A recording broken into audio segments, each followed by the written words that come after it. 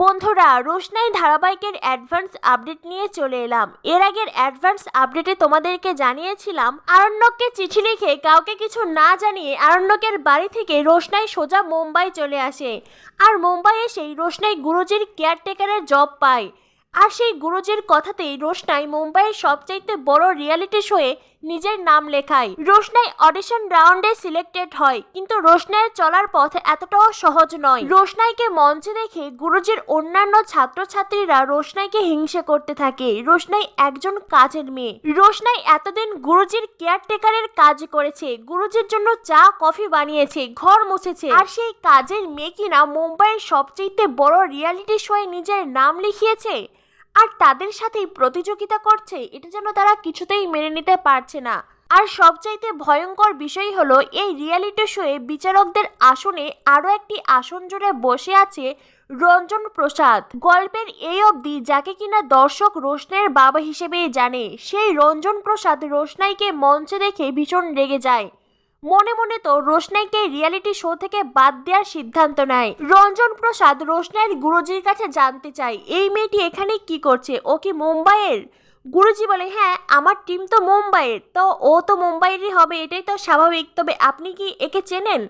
রঞ্জন প্রসাদ বলে, না না, আমি ওকে কি করে চিনবো, এমনিতেই বললাম। রোশনাইকে দেখে রঞ্জন প্রসাদ ভীষণ রেগে গেছেন। তার সত্যিটা যদি এইবার সামনে চলে আসে, রোশনাই যদি তার অধিকার আদায় করতে আসে, তবে তো রঞ্জন প্রসাদের মুখোশ পুরো পৃথিবীর সামনে খুলে আসবে।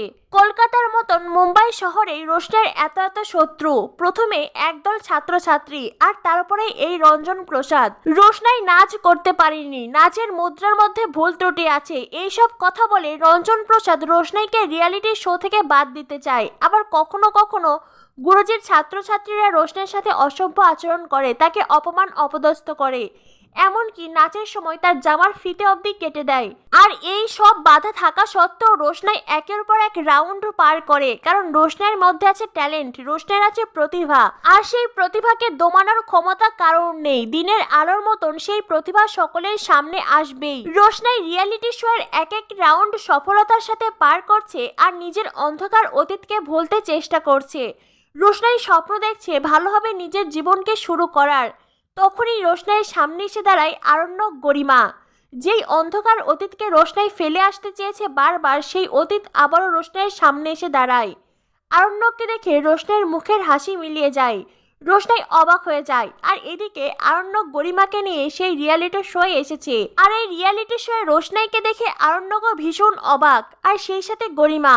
আরণ্যক গরিমাকে তার মেন্টাল ট্রমা থেকে বের করতেই এই মুম্বাই শহরে এনেছে, তাকে নাচের রিয়েলিটি শোয়ে অংশগ্রহণ করাতে। এখানে এসেও যে রোশনাইয়ের সাথে আরণ্যকের দেখা হবে, এটা আরণ্যক, গরিমা, সুরঙ্গমা কেউই ভাবতে পারেনি। তারা রোশনাইকে এখানে দেখে ভীষণ শক। নাচের জগতে সুরঙ্গমার জনপ্রিয়তা আছে, আর তাই তো মুম্বাই শহরও সুরঙ্গমাকেই সেই সম্মানে সম্মানিত করে। কিন্তু সুরঙ্গমা তার ফায়দা লুটতে চায়। রঞ্জন প্রসাদের সাথে হাত মিলিয়ে সুরঙ্গমা বারবার রোশনাইয়ের ক্ষতি করতে চায়। যে কোনো কিছুর বিনিময়ে রোশনাইকে হারিয়ে গরিমাকে এই রিয়েলিটি শোয়ে জিতিয়ে দেওয়াই তাদের মূল লক্ষ্য। আর সেই সাথে রোশনাইকে অপমান অপদস্থ করা, রোশনাইকে অযোগ্য প্রমাণ করাও তাদের জীবনের মূল উদ্দেশ্য হয়ে ওঠে। এই শোয়ের উপস্থাপনার দায়িত্বে আমরা দেখতে পাই আদিত্য কাপুরকে, যে কিনা এর আগে রোশনাইয়ের সাথে কাজ করেছে। রোশনাইয়ের সাথে তার ভালো একটা সম্পর্কও আছে। আর এইবার আদিত্য কাপুর রোশনাইকে মেন্টালি সাপোর্ট দিতে থাকে, রোশনাইয়ের পাশে দাঁড়ায় তার শুভাকাঙ্ক্ষী হয়ে। এই সব কিছু দেখে আরণ্যক মনে মনে জেলাস। তবে কোনো কিছুই রোশনাইকে থামাতে পারে না। রোশনাই তার সফলতার লক্ষ্যে ঠিক এগিয়ে যায়। আর এখানেই ঘটে আরও একটি ঘটনা। এইবার আরণ্যক সবচাইতে জঘন্যতম কাজ করে। এতদিন আরণ্যক রোশনাইয়ের প্রতি অনেক অন্যায় করেছে, কখনো কোনো ন্যায় করেনি। তবে এইবার আরণ্যক রোশনাইয়ের প্রতি যে চরম অন্যায় করলো, তা মেনে নেওয়া দর্শকদের পক্ষে সত্যিই ভীষণ কঠিন। আরণ্যক রোশনাইকে আলাদা ডেকে পাঠায়। রোশনাইকে এমন এমন কিছু কথা বলে, যার কারণে আরণ্যকের কথা শুনে রোশনাই এই রিয়েলিটি শো থেকে সরে দাঁড়ায়। আরণ্যক রোশনাইকে কি কথা বলে, আরণ্যক কি নোংরা ষড়যন্ত্র করে? রোশনাই ধারাবাহিকের পরবর্তী অ্যাডভান্স আপডেট পেতে আমাদের সাথেই থেকো। ধন্যবাদ সবাইকে।